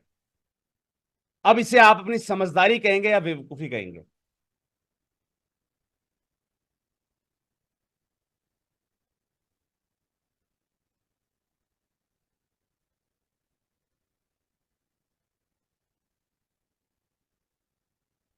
यहां पर विशेष चीज क्या है, हमारे पास फंडिंग के तीन मेजर सोर्स हैं, इंडिविजुअल, कॉरपोरेट और गवर्नमेंट। कॉरपोरेट के लिए मैंने आपको प्लेटफॉर्म दे दिया, वहां से कॉरपोरेट की ग्रांट हम माध्यम से अप्लाई करवाते रहते हैं, गवर्नमेंट की भी ग्रांट की हम वीडियो बना के देते रहते हैं। आज मैं बात करता हूं इंडिविजुअल्स की, कि इंडिविजुअल फंड रेजिंग क्या होती है और सही तरीके से हम इंडिविजुअल फंड रेजिंग कैसे कर सकते हैं। आज मैं उस मुद्दे पर आता हूं। जैसे ही हम इंडिविजुअल फंड रेजिंग की बात करते हैं, तीन सवाल प्रमुख हो जाते हैं जो शायद इस क्लास के दौरान भी आए हैं मेरे पास। पहला सवाल कि सर, टीम को सैलरी कैसे दें? जिनका सवाल था, आपके हर एक चीजों पर निगाह है, निश्चिंत रहिए। दूसरा सवाल कि वो भी चाहते हैं कि उन्हें कुछ वापस मिल जाए, रिफंड मांगते हैं। ऐसे तमाम सवाल जो यहां आए हैं, राइट? तो सब पर निगाह है। ये सारी चीज क्लियर करूंगा मैं आज के इस टॉपिक में, कि आपको सही मायने में इंडिविजुअल फंड रेजिंग के तरीके नहीं पता। कितने लोग जानते हैं कि इंडिविजुअल फंड रेजिंग के more than five, more than five, अगर मैं सेवन कहूं तो और कम नहीं होंगे, कम से कम सात तरीके हैं। कम से कम कह रहा हूं मैं, ज्यादा तो मैं बहुत गिना सकता। कम से कम सात तरीके हैं इंडिविजुअल फंड रेजिंग के, और हमारे जितने भी साथी यहां बैठे होंगे उनमें से शायद किसी को भी एक या दो के अलावा तीसरा नहीं पता होगा। इंडिविजुअल फंड रेजिंग, इसके वैसे तो कई तरीके हैं, लेकिन एक विशेष तरीका जिसे मैं लगभग पिछले 5 साल से यूज करता आ रहा हूं, बहुत कम मैं इसके बारे में डिस्कस करता हूं, और शायद आज तक मैंने कभी किसी वीडियो में या अन्य चीजों में इन सब चीजों को मैंने इन्वॉल्व नहीं किया। मेरी संस्था का टोटल फाइनेंशियल बजट इसी पर्टिकुलर टाइप पर वर्क करता है। पिछले 5 साल से सक्सेस के दौर में मैं हूं या नहीं, ये आप मुझसे अच्छे तरीके से जानते हो, क्योंकि आपने अगर संस्था 2019 में शुरू की है तो सर मैंने भी 19 में शुरू की है। आपने 2021 में शुरू की है तो सर मैंने 2019 में शुरू की है। आपने 2019 से पहले शुरू किया तो भी सर मैंने 2019 में शुरू की है। बस फर्क सिर्फ इतना है कि आप अपनी संस्था के साथ एक लेवल पर, एक पर्टिकुलर, एक लिमिटेड सोर्सेज पर वर्क कर रहे हैं। मैं अपनी संस्था को जिस दिन से मैंने ऑपरेट किया, उसके बाद से नेशनल एनजीओ फेडरेशन, और उसके बाद से द एनजीओ गुरु, और तमाम तरीके के प्लेटफॉर्म्स और तमाम तरीके की वर्किंग्स, जहां पर मैं अपनी संस्था की वर्किंग की तो बात ही नहीं करता, ना मैं उसकी फंड रेजिंग की बात करता। मैं आपको तमाम ग्रांट्स बताता जरूर हूं। मेरे बहुत सारे साथी जिन्होंने कभी गलती से कंसल्टेंसी सर्विस लेकर या किसी भी रूप में प्रपोजल मुझसे लिखवाए हैं, आयाम फाउंडेशन शायद आज मौजूद हैं यहाँ पर मेरे साथ, उनके प्रोजेक्ट पास भी हुए हैं। जब अगर आपको लगता है कि सर आपने अच्छा लिखा था इसलिए पास हो गया, तो सर मैं अपने लिए तो बहुत अच्छे लिख सकता हूं, फिर मैं प्रोजेक्ट पर काम क्यों नहीं करता? Because that is unsolicited fund, जिसको आप उस पर्टिकुलर एक्टिविटी के लिए यूज करेंगे, और उसमें भी उसको यूटिलाइज करना, यूटिलाइजेशन सर्टिफिकेट रिसीव करना, अपने आप में एक बहुत बड़ी महाभारत होती है। जो लड़ चुके हैं महाभारत उनको अच्छे तरीके से पता होगा। एक प्रोजेक्ट का यूटिलाइजेशन सर्टिफिकेट लेना कितनी बड़ी महाभारत है। प्रोजेक्ट अप्लाई करना थोड़ा सा मुश्किल है, कोई दिक्कत नहीं। मिलना थोड़ा सा और आसान है, चलिए आपकी बात मान ली। आसानी से मिल गया, आपने आसानी से खर्च कर दिया, यहां भी बहुत अच्छा है। लेकिन उसको भुना पाना, यानी कि जिसे कहते हैं ना कि संबंधित एजेंसी को संतुष्ट कर पाना कि मैंने आपका पैसा सही तरीके से यूटिलाइज किया है, प्रोजेक्ट आज पूरा हुआ, मुझे आप यूटी सर्टिफिकेट दे दीजिए, ये जिसने लिया होगा उसे पता होगा कि वाकई में कितनी बड़ी महाभारत है। Right.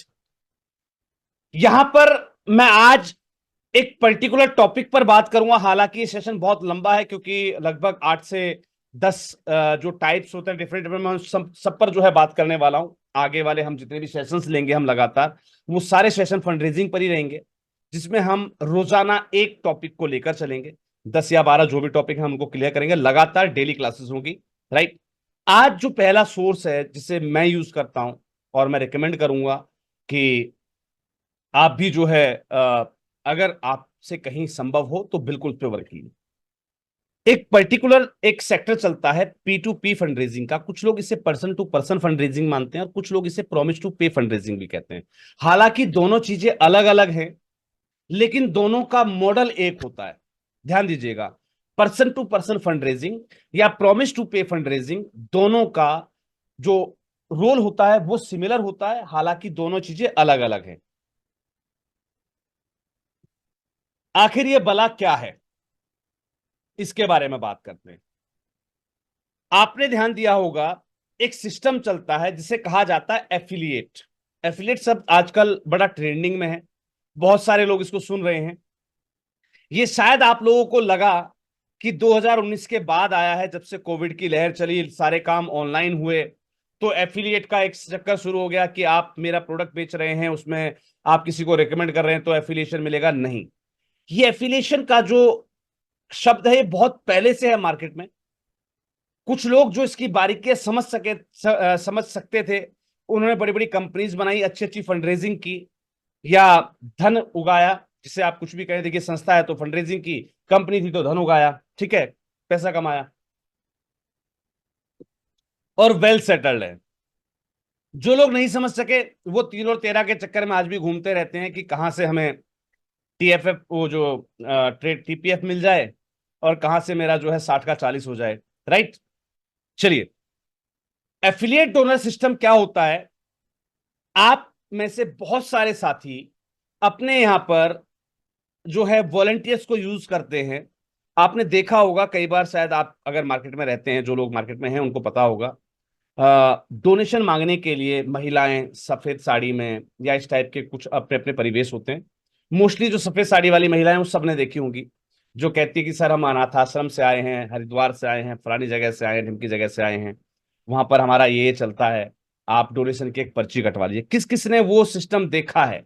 Same me in the chat box, जिन्होंने किसी भी पर्टिकुलर संस्था की फंड रेजिंग वाले ये टॉपिक्स देखे हैं। कोई सज्जन आए, जी हम गुरुद्वारे से आए हैं, वहां पर फलानी जगह भंडारा होना है, उसके लिए पर्ची काट रहे हैं। जी हम राम मंदिर से आए हैं, यहाँ पर अब राम मंदिर में धर्म की स्थापना होनी है, राम जी बैठाने हैं, तो उसके लिए डोनेशन दे दीजिए।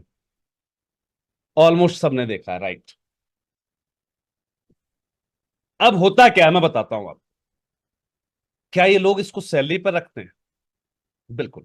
एक बेसिक पे स्केल आपको हर एक एम्प्लॉय को देना होता है। ये संस्था की अपनी कुछ बाध्यताएं होती हैं, जिसके लिए हम अलग से कैपिटल फंड रेजिंग करते हैं। ध्यान दीजिएगा, आपको सारी चीजों को सिस्टमेटिक बैठाना होता है। पहले आपको अपना एक नॉन प्रॉफिट यूनिवर्स खड़ा करना है।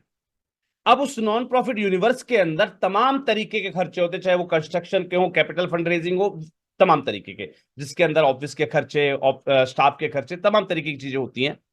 तो हमारा प्राइम फोकस क्या होता है कि हम सबसे पहले अपने कैपिटल फंड रेजिंग के सोर्सेज को तैयार करें, जिससे कि हम अपनी सैलरी पर कुछ लोगों को अपॉइंट कर सकें। तो यहां पर एक बेसिक पे स्केल इन द सेंस कि जिससे एक व्यक्ति का गुजारा हो सके। एक गैर पढ़ा लिखा अनपढ़ व्यक्ति या एक गैर पढ़ा लिखा भी कह सकते हैं, मतलब एक ऐसा व्यक्ति जिसे ढंग का कोई काम नहीं कर पाता हो, जिसे मेहनत नहीं हो सकती हो। राइट। वो कह रहा है जी मैं तो चौकीदार बन के खुश हूं, एक जगह बैठ सकता हूं, या सर मुझे तो फील्ड का काम दे दो, बेशक 5,000 रुपये 10,000 रुपये सैलरी दे देना, कोई दिक्कत नहीं, राइट। मिनिमम पे स्केल पर काम करने वाले लोगों को इस टाइप की वर्किंग्स में इन्वॉल्व किया जाता है। और साथ ही साथ जितने भी पार्ट टाइमर्स होते हैं ऐसी कामों में, स्कूल के और कॉलेजेस के जो बच्चे होते हैं वो बहुत इजीली अवेल हो जाते हैं, जैसा कि मैं खुद भी हायर करता हूं, और 3 से 4 हजार रुपये महीना उनको पे करता हूं। लेकिन इसके साथ एक पर्टिकुलर सिस्टम और चलता है, जो शब्द ऊपर लिखा हुआ है वो है affiliate. Affiliate in the sense, जैसे एफिलिएट मार्केट के अंदर होता है कि भाई आपने अगर मेरा प्रोडक्ट बिकवाया है तो उसमें से मैं आपको कुछ कमीशन दूंगा, ऐसे ही यहां पर जो डोनर, जो आपकी सॉरी जो वॉलंटियर टीम होती है वो कमीशन बेसिस पर होती है। ये बात कितने लोगों को पता है, जिन्होंने वो महिलाएं देखी हैं या इस टाइप के लोग देखे हैं? इसमें से हमारी संस्था संचालक कितने लोग समझते हैं कि वाकई में सिस्टम वर्क करता है और ये चीज चल रही है ऑलरेडी मार्केट में, कि आप हमारी संस्था में अगर डोनेशन दिलवाते हैं या फिर जितनी भी पर्ची कटती है दिन भर में, उसका कुछ परसेंटेज, 10%, 5%, 20%, 30%, 40%, 50% तक की भी लिमिट है। मैंने देखे हैं यहाँ पर लोग ऐसे जो 50% पे करते हैं कि आप जाइए दिन भर फील्ड कीजिए, अगर दिन भर में 50,000 का डोनेशन आया तो 25,000 आप रखिए, 25,000 संस्था को दे दीजिए। इस टाइप की भी संस्थाएं हैं। माननीय अध्यक्ष महोदय तो सबसे पहले कहेंगे यस। अब होता क्या है, ये जो एफिलिएट सिस्टम है बहुत पहले से काम कर रहा है, बस फर्क इतना है कि हम और आप झूठे झगड़ों में या फिर जिसकी मैंने बात की थी ना कि हम कहां पर गुम हैं, जो जाले हैं, हम उन जालों के पीछे हैं, हम उन जालों से बाहर नहीं आ पा रहे हैं, उस मकर जाल में हम लोग फंसे हुए हैं। हम वहां अनसॉलिसिटेड ग्रांट की तरफ भाग रहे हैं, जबकि यहां पर एक बहुत बड़ा सेक्टर होता है जो आपकी हेल्प करने के लिए तैयार बैठा है, इंडिविजुअल फंड, जिसे आप एफिलिएट डोनर सिस्टम के माध्यम से बहुत ही बेहतरीन तरीके से कंडक्ट कर सकते हैं। कुछ उदाहरण देता हूं, बहुत सारी संस्थाएं होती हैं जो एफिलिएट डोनर सिस्टम चलाती हैं। लाइक आपने डोनेशन दिया, आपने किसी और को रिकमेंड किया, उसने डोनेशन दिया तो आपको भी कमीशन मिल रहा है, उससे एक एफिलिएट जो है फंड, और साथ साथ संस्था की फंड जो है, दोनों चीजें पैरेलल रूप से चल रही होती हैं, राइट। ऐसे तमाम चीजें जो जिनकी बात मैं कर रहा हूं, कि चाहे वो पर्सन टू पर्सन या एफिलिएट मार्केटिंग, जिसे सॉरी एफिलिएट डोनर सिस्टम कह लीजिए, या फिर कुछ लोग पी टू पी को, जैसे पर्सन टू पर्सन तो मैंने आपको बता दिया एफिलिएट रूप से, राइट। पर्सन टू पर्सन, एक ने डोनेशन दिया, उसने किसी और को रिकमेंड किया, ये हुआ पर्सन टू पर्सन। दूसरा होता है प्रॉमिस टू पे, जो फीचर गवर्नमेंट भी यूज करती है। लाइक बैंक आपसे कहता है कि आप अपने 2 लाख रुपए हमारे बैंक में जमा कर दीजिए, 2 साल की एफडी बना लीजिए, हम आपको उस पर 8% का ब्याज देंगे। ये 2 साल के बाद आपका पैसा लौटाएंगे, उस पर ब्याज लौटाएंगे। ये क्या है? प्रॉमिस टू पे। एक इंश्योरेंस एजेंसी आपसे कहती है कि आप 5,000 रुपए, 10,000 रुपए, 4,000 रुपए, 2,000 रुपए अपनी मोटरसाइकिल के नाम पर, इंश्योरेंस के नाम पर हमें दे दीजिए। अगर 1 साल के अंदर कभी भी आपका एक्सीडेंट हो गया या कुछ ऐसी दुर्घटना हो गई तो हम इसको इतना क्लेम सेटल करेंगे। इसे क्या कहा जाता है? प्रॉमिस टू पे। और ऐसी तमाम योजनाएं हैं जो सरकार भी यूज करती है। कुछ लोग कहते हैं कि सर इस टाइप के सिस्टम संस्था में नहीं चलते। अरे सरकार चला रही है कि आप अपनी बेटी के नाम पर एक खाता खुलाइए, लाडली लक्ष्मी योजना, उसके अंदर इतने रुपए जमा कीजिए, 18 साल पूरे होने पर सरकार आपको ये देगी। ये क्या है? जल्दी से जवाब दीजिए, क्या है?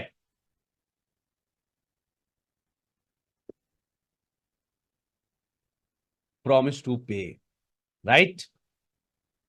ऐसे वो तमाम तरीके अगर आप यूज करते हैं अपनी संस्था के अंदर, तो एक बहुत सब छोटे समय में एक बहुत बड़ी ग्रोथ आप अपनी संस्था के अंदर लेकर आ सकते हैं, जहां पर आप अपने यहां पर अपनी संस्था के अंदर जो है लोगों को एज ए वॉलंटियर जुड़ने का मौका दें, और उनके माध्यम से आप एफिलिएट फंड करें। लाइक कि आप मेरे यहाँ पर एज ए जो है वॉलंटियर इतने रुपए सदस्यता शुल्क देकर जुड़ सकते हैं, और आप अगर किसी को रेफर करते हैं, आपके माध्यम से कोई जुड़ता है, तो संस्था उसमें आपको इतना रुपए जो है कंट्रीब्यूशन रिकॉन्ट्रीब्यूट करेगी या रीडोनेट करेगी। तो इस प्रकार के एफिलिएट आइडियाज पर वर्क कीजिए, जो कि आपके लिए बहुत ही ज्यादा शानदार हो सकते हैं, राइट। अब यहां पर कितने लोगों को ये बात समझ में आ गई है कि हमें किस सेक्टर पे वर्क करना चाहिए, उन दो प्लेटफॉर्म पर जो गवर्नमेंट और सीएसआर फंडिंग के हैं, या फिर इस इकलौते सेक्टर पर जो हमारी स्ट्रेंथ को 70% तक इंक्रीज करता है। और एक संस्था की मेजर फंड सोर्स जो है वो इंडिविजुअल फंड को ही माना जाता है। तो आप पॉइंट 1 के साथ चलना है या पॉइंट 2 और 3 पर चलना है? जल्दी से मुझे चैट बॉक्स के अंदर बता दीजिएगा। और यहां पर पॉइंट 1। अब ये चीजें कैसे कंडक्ट की जाती हैं, कैसे इन चीजों पर काम किया जाता है, मैं छोटा सा उदाहरण देना चाहूंगा। राइट। क्योंकि बहुत सारे साथी अब उत्सुक भी हैं इस बात से कि ये सब होता कैसे है। देखिए, हर एक व्यक्ति का, हर एक संस्था का, हर एक कंपनी का अलग अलग अपना एक प्रोपेगेंडा होता है, उनकी एक पर्टिकुलर स्ट्रेटेजी होती है। क्योंकि जब हम फंडरेजिंग की बात करते हैं तो वहां पर पहले फंडरेजिंग स्ट्रेटजीज बनाई जाती हैं। अगर आप अपने यहाँ पर कोई P2P प्लान या कोई इस प्रकार का फंडरेजिंग जो है प्लान जब आप जो है तैयार कर रहे होते हैं, तो वहां पर आपको कुछ स्ट्रेटजीज फॉलो करनी होती है कि मुझे इस फंडरेजिंग को कैसे कवर करना है, मेरा P2P क्या रहेगा, पर्सन टू पर्सन रहेगा या प्रॉमिस टू पे रहेगा। राइट। सबके अपने अपने आइडियाज होते हैं। राइट। मैं यहाँ पर ज्यादा देखिए किसी और के बारे में तो नहीं कह सकता, लेकिन मैं जिस पर्टिकुलर सिस्टम को फॉलो अप करता हूँ या मेरा पर्टिकुलर संस्था, मेरी खुद की संस्था जिस पर्टिकुलर सिस्टम पे वर्क कर रही है, मैं उतना जरूर आपके साथ शेयर कर सकता हूँ जिससे कुछ चीजें आपको क्लियर हो जाए। ठीक है। लेकिन एग्जैक्ट कॉपी मत कर लीजिएगा प्लीज। ठीक है। एग्जैक्ट कॉपी नहीं करना है। ठीक है। मैं कुछ सिस्टम्स आपको समझा देता हूं, बाकी आप लोग समझदार हैं, बहुत अच्छे तरीके से आप उस सिस्टम को फॉलो अप कर सकते हैं। मैं सिर्फ उस सिस्टम की आपको ताकत बता रहा हूं। चलिए जी। मैं यहां पर आपके सामने एक इमेज यहां पर मैं क्रिएट करने जा रहा हूं। राइट। और बड़े ही शॉर्ट के अंदर मैं आपको वो सिस्टम समझाता हूं जिस पर मेरी खुद की संस्था वर्क कर रही है।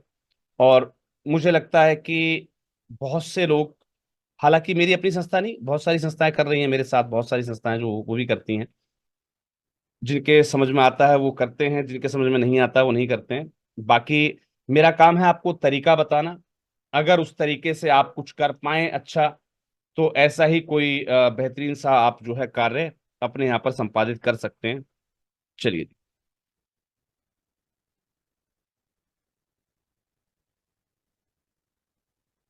एक जनरल उदाहरण मैं आपको दे रहा हूं। ठीक है जी। इसको आप मास्टर प्लान ना समझें, क्योंकि हर एक संस्था की अपनी अपनी स्ट्रेटजीज होती है, सबके अपने अपने नियम होते हैं, सबके अपनी अपनी सोच होती है। राइट। तो आपको अपनी प्लानिंग के हिसाब से अपना एक स्ट्रेटजी तैयार करनी है और उस पर फॉलो अप करना है। मैं सिर्फ एक उदाहरण दे रहा हूं जिससे कि आपको क्लियर हो सके हाउ द थिंग्स वर्क्स। यहां पर मैं बात कर रहा हूं promise to pay fund raising की। राइट। आप प्रॉमिस टू पे कहते हैं, आप इसको पर्सन टू पर्सन कहते हैं। राइट। आप इसको चेन सिस्टम कहते हैं, वट जो भी आप इसको कहना चाहें। राइट। कुछ स्ट्रेटजीज तैयार की जाती हैं, लाइक चलिए मैं कुछ और उदाहरण आपके साथ शेयर करूंगा। यहां पर होता क्या है कि एक संस्था, लाइक मेरी संस्था है, तो मैं थोड़ा सा और डीप एंड डाउन आपको और क्लियर कर देता हूं। चलिए, अपनी स्क्रीन को साझा करने से पहले मैं एक बार व्हाट्सएप पे इमेज ले लेता हूं, then I will share it to you. कर सकते हैं आप बहुत अच्छे तरीके से, सिर्फ चीजों को समझने भर की देर है।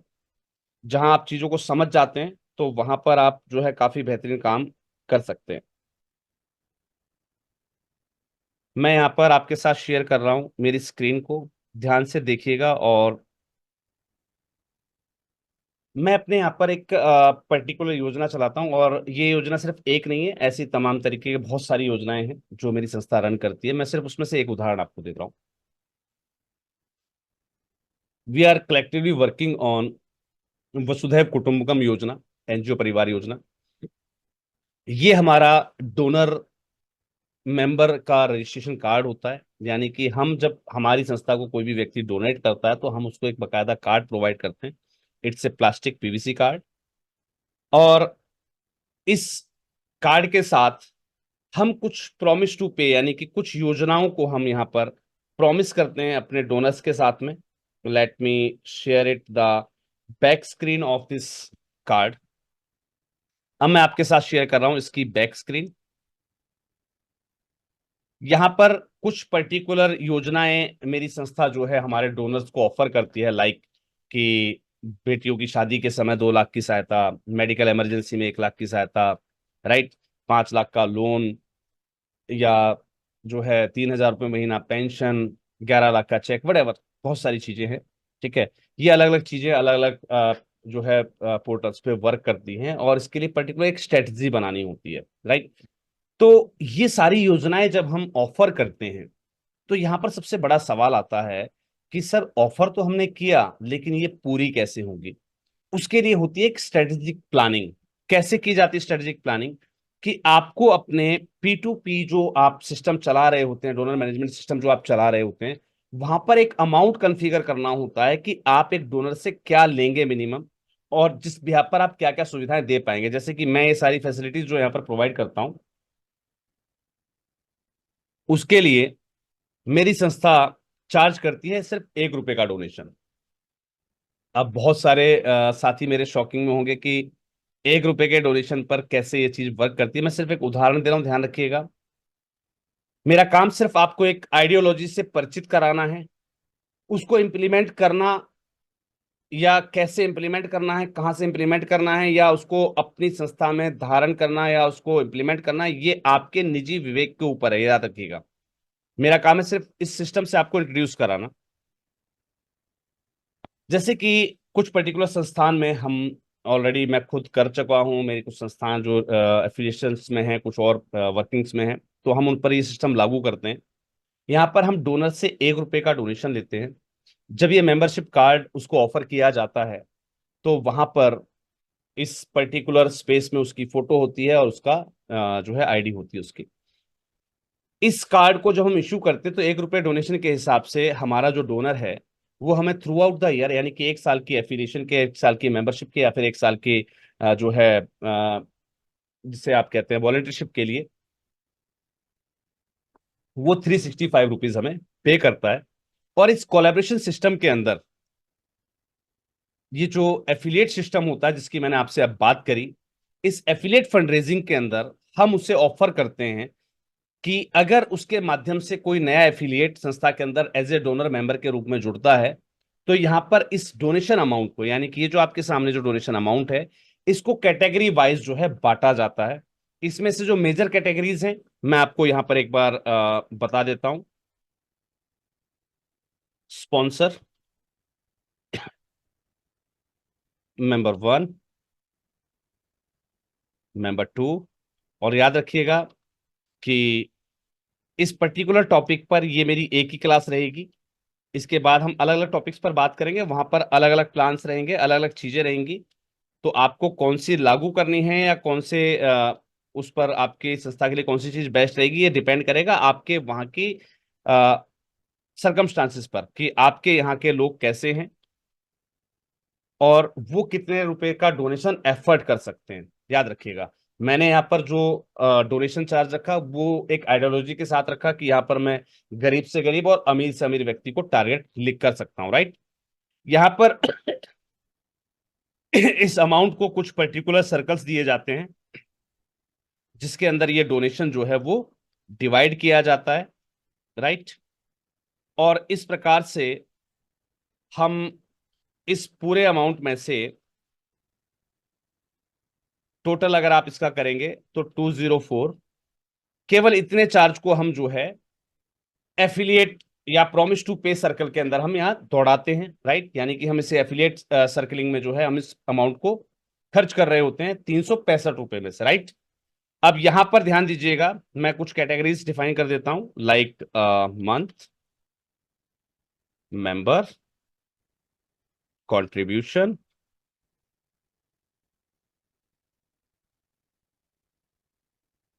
And here is the total.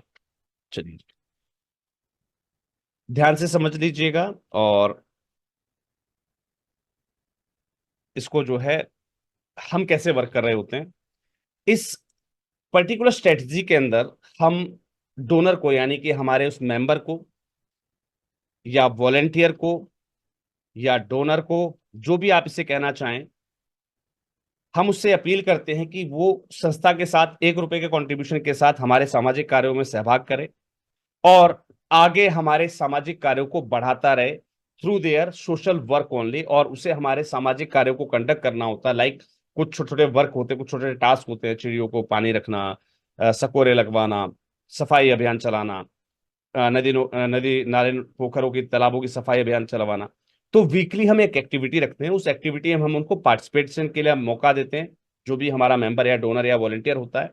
और हर एक्टिविटी में हम उसको सम्मानित करते हैं, या सर्टिफिकेशन जिसे आप कहते हैं वो कराया जाता है। और इस सभी एक्टिविटी के अंदर जब बच्चे आते हैं, इस प्रकार की वॉलंटियरशिप जब वो कर रहे होते हैं, तो तमाम वो खर्चे जो होते हैं चाय नाश्ते के, वो सब संस्था जो है अपने बिहाफ पर जो है रेज कर रही होती है। और हमारा काम होता है उनकी एक्टिविटीज को जो है पब्लिश करना, राइट। यहाँ पर संस्था उनसे अपील करती है कि उन्हें सामाजिक कार्यों में प्रतिभाग करना है, और इन प्रतिभागन के इसके साथ साथ जो है वो हर दिन एक नए व्यक्ति से कांटेक्ट करें, उसे संस्था के कार्य के बारे में बताएं, और उसे उस कार्य के अंदर सहभागी बनाएं, और उससे अपील करें कि वो अपने सोशल वर्क के लिए या इस प्रकार के अच्छे कार्यों के लिए 1 रुपए का डोनेशन संस्था को करे। तो यहाँ पर वीकली एक मेंबर, हम कहते हैं अपने डोनर से, मेंबर से, वॉलेंटियर से, कि वो वीकली एक मेंबर संस्था को प्रोवाइड करे, यानी कि पूरे महीने में सिर्फ 4 मेंबर। यहाँ पर अब मैं थोड़ी सी एक प्लानिंग जो हम इसमें, जो हमारा ये स्ट्रक्चर फॉलो करता है। यहाँ पर फर्स्ट मंथ आपने वर्क किया, 4 मेंबर और संस्था के साथ आपने एड ऑन किए। एज ए स्पॉन्सर मैं यहाँ पर अब उस पर्टिकुलर कैटेगरी को जो है टैग करता जाऊंगा, रेड करता जाऊंगा, जिससे कि हम समझ सके कि हम किस किस लेवल को कंट्रीब्यूट करते जा रहे हैं। यहाँ पर हम एक पर्टिकुलर अमाउंट जो है रिसीव करते हैं। Same structure second month follow होता है, क्योंकि यही पॉलिसी उन नए 4 मेंबर पर लागू होती है, राइट। तो सेकंड मंथ के अंदर ये नए 4 मेंबर अपने अपने 4 मेंबरों के साथ संस्था को इंट्रोड्यूस करते हैं। और जब इस प्रकार की वर्किंग पर ये लोग अपना फॉलो अप देते हैं, तो we have a number of 16 members in the second month, जहां पर आप, यानी कि अब ये आपके एफिलिएट नहीं है, ये इन 4 लोगों के एफिलिएट हैं, 16 जन। तो यहां पर आप सेकंड पोजीशन को, यानी कि इस मेंबर 1 वाली कैटेगरी को आप जो है स्केल अप कर रहे होते हैं, और यहां पर आपके पास एक बेहतरीन सा कंट्रीब्यूशन आता है, यानी कि एक सेकंड लेवल तक ही एक व्यक्ति अपने दिए हुए डोनेशन को कवर कर चुका होता है। यहां पर आप देख रहे होंगे जो अभी तक का डोनेशन यहां पर जनरेट हुआ।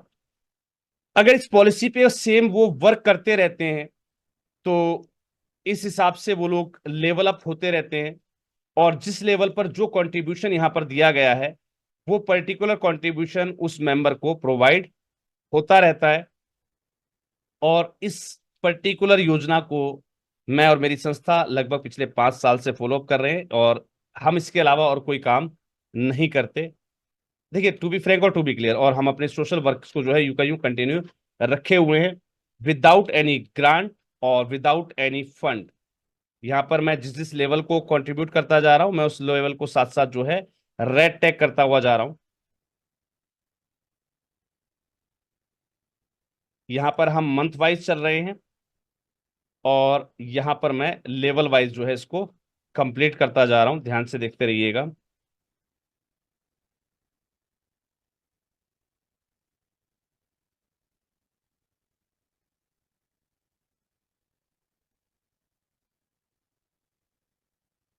और यहाँ पर हम इस लेवल को कंप्लीट कर रहे होते हैं, और अब आप समझ सकते हैं कि यहाँ पर हमारे पास पर्टिकुलर वो लेवल्स खत्म हो चुके होते हैं, यानी कि इस लेवल तक हम कंट्रीब्यूशन का अमाउंट जो है वो रेफर कर रहे होते हैं, या फिर हम रिकंट्रीब्यूट कर रहे होते हैं। और इस लेवल पर आकर ये जो ग्राफ है वो रुक जाता है, यानी कि समय कितना लगा, जल्दी से मुझे चैट बॉक्स के अंदर बताते रहिएगा। हमारे साथ एक डोनर जो जुड़ता है, एक डोनर जो हमारे साथ वर्क कर रहा होता है, एक वॉलंटियर जो हमारे साथ वर्क कर रहा होता है, उस उससे समय कितना लगा, जल्दी से, राइट। ओवरऑल उसने संस्था के साथ, संस्था के सामाजिक कार्यों में प्रतिभाग करके लगभग लगभग कितना अमाउंट रेज कर लिया?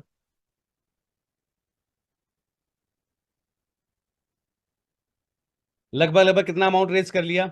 नहीं सर, ये टोटल इतना नहीं है, इन सबको आप जोड़ेंगे तो ऊपर जाएगा, that is 5 lakh plus, right. आपने सिर्फ लास्ट मंथ का दिया है। चलिए जी, अब होता क्या है, इस पर्टिकुलर स्केल पे जब मेरी संस्था वर्क कर रही होती है, तो हम एक शानदार फंडरेजिंग कर रहे होते हैं। मैं उस फंडरेजिंग के ग्राफ को आपके साथ शेयर करना चाहूंगा। यहां पर हमने उस डोनर का जो टोटल डाटा है या उसका जो टोटल अमाउंट है उसमें से कितना रुपया खर्च किया है, दिख रहा होगा आपको टोटल के रूप में। अब मैं यहां पर बता देता हूं, ये जो बचा हुआ अमाउंट है इसमें से इस पैसे को आप निकाल दीजिए, यानी कि बचे हुए पैसे को संस्था यूज कर रही होती है। जल्दी से लेस करके मुझे बताइए कितना अमाउंट बचा है हमारे पास इसमें से। 365 में से 204, जल्दी से, जल्दी से।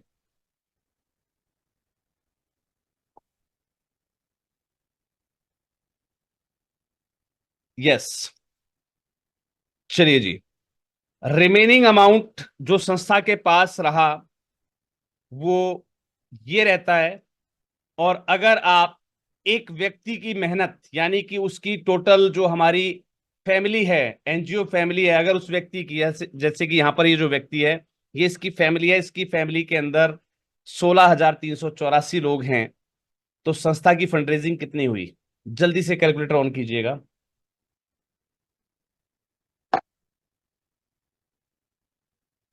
16384 इंटू 161। यस, 26,37,824 रुपए। विद इन 7 मंथ एक संस्था एक शानदार फंडरेजिंग कर रही होती है, जहां पर अब आपके ऊपर होता है कि आप अपनी संस्था के अंदर क्या क्या पॉलिसीज लेके आते हैं, क्या क्या योजनाएं देते हैं। लाइक अगर मैं इस अमाउंट को लमसम रूप से जोड़ूं, 2 लाख शादी के समय सहायता दे दी, मेडिकल इमरजेंसी में 1 लाख प्रोवाइड कर दिया, 5 लाख का लोन दे दिया, 2 और 1 3 और 5 8 हो गया। उसके बाद हमने 5 लाख का बीमा दे दिया, बीमा तो बीमा होता है, उसके लिए तो किस्त भरनी होती है, कुछ 5 लाख नहीं देने होते, राइट। और बात करें यहाँ पर 11 लाख का चेक भी दे दिया, तो लगभग 11 लाख, 2 और 1 3, 14 लाख रुपए हो गए, और 5 19 लाख रुपए लोन अगर वापस नहीं भरा तो। यानी कि एक संस्था ने एक व्यक्ति की जो एफिलिएट फंडरेजिंग है उससे लगभग 26 लाख रुपए की फंडरेजिंग की। और अगर सभी योजनाओं का उसे लाभ देना भी पड़ा तो संस्था की जेब से 11 लाख जो है चेक के रूप में या पेंशन के रूप में मान लीजिए, 5 लाख लोन के रूप में मान लीजिए, 16 लाख हो गए, 1 लाख मेडिकल इमरजेंसी हो गई, 17 लाख हो गए, और 2 लाख रुपए कन्यादान योजना के चले गए, और 19 लाख रुपए हो गए। तब भी संस्था के पास 5 से 7 लाख बचता है एक व्यक्ति का। इसे कहा जाता है एडवांस फंड रेजिंग, जिससे पर्टिकुलर कुछ सॉफ्टवेयर्स की जरूरत होती है, कुछ पर्टिकुलर नीतियां आपको निकालनी पड़ती है, कुछ पर्टिकुलर योजनाएं आपको निकालनी पड़ती हैं। जैसे कि मेरे बहुत सारे साथी, मेरी बहुत सारी संस्थाएं जो है इसी चीज को किसी भी प्रकार की जो है मेडिकल स्कीम के रूप में, यानी कि जो है मेडिकल कार्ड के रूप में भी लॉन्च करते हैं। कुछ साथी जो है कई संस्थाएं हमारी जो है वो बालिका योजना के रूप में भी चला रही हैं, कुछ साथी छात्रवृत्ति योजना के रूप में भी चला रही हैं, कुछ साथी संस्थान जो है वो बेटी सुकन्या भारती के नाम से भी कुछ संस्थाएं चला रही हैं। हालांकि मैंने संस्थाओं के नाम नहीं बताए, सिर्फ योजनाओं के नाम बताए, राइट। सुकन्या भारती जो लोग बेटियों की शादी करवाते हैं, राइट। तो ये तमाम वो चीजें होती हैं जिसके माध्यम से फंडरेजिंग की जाती है। और एक संस्था चाहे तो बेहतरीन तरीके से फंडरेजिंग कर सकती है, जितना एफर्ट। अब यहां पर बात आती है, मैंने वो प्रोग्राम पहले क्यों काउंट कराए। एक संस्था को जिंदा जिंदा रखना है, जो पैसा आपने वहां खर्च किया संस्था को जिंदा रखने के लिए, अगर उस काम को आप अपने फंडरेजिंग इवेंट में खर्च करते हैं तो यहां रिजल्ट मिलता है। आप वहां 3 साल प्रोग्राम और चैरिटी करने के बाद या एक्टिविटी करने के बाद ग्रांट की या फंड की कोई गारंटी नहीं है। यहां पर आपकी प्रोग्रामिंग्स पर डिपेंड करता है कि आपकी फंडरेजिंग कितनी होगी।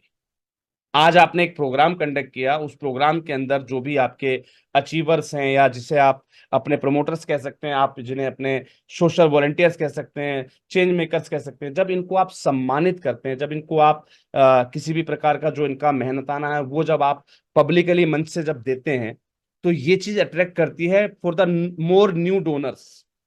ये चीज नए डोनर्स को और अट्रैक्ट करती है। तो इस प्रकार की टेक्निक्स पर वर्क करना स्टार्ट कीजिए, बजाय बजाय उन न्यूट्रल पोर्ट्स पार्ट्स पर वर्क करने के जिनका रिजल्ट आपको भी श्योर नहीं है, राइट। तो अब मैं इस मीटिंग को एंड की ओर लेकर जाना चाहूंगा और आप लोगों से अनुरोध करना चाहूंगा कि वो जो न्यूट्रल पार्ट है वहां पर वर्क ना करके कोशिश कीजिए कि अपनी स्ट्रेंथ को आपको कहाँ लगाना है, इस पर विचार जरूर कीजिएगा। मैं इस मीटिंग को अब एंड की ओर लेकर चलूं उससे पहले मैं माननीय उपाध्यक्ष महोदय को जो है इनवाइट करना चाहूंगा, जो इसी प्रकार की पब्लिक फंड रेजिंग के लिए तमाम तरीके अपनाते हैं। उनके पास टीम है। क्या वो टीम को कुछ पे कर रहे हैं? क्या उन्हें टीम को सैलरी देनी होती है? अगर सैलरी देनी होती है तो कितनी देनी होती है? अगर कमीशन देना होता है तो क्या देना होता है? कुछ चीजों पर वो आपको जो है थोड़ा सा और क्लियर करेंगे कि एक्चुअल में ये जो तरीका है फंड रेजिंग का, इसके लिए जो वॉलंटियरशिप हम स्टार्ट करते हैं, हम लोगों को हायर करते हैं, या ऐसे वॉलंटियर्स को जब हम हायर करते हैं तो उनसे कैसे फंड रेजिंग कराई जाती है, उनको क्या देना होता है, क्या और छुपे हुए खर्चे हो सकते हैं। माननीय उपाध्यक्ष महोदय, kindly accept the request for the panelist. माननीय उपाध्यक्ष महोदय, I have promoted you for the panelist. शायद आप एक्सेप्ट नहीं कर रहे हैं। You can unmute your self sir.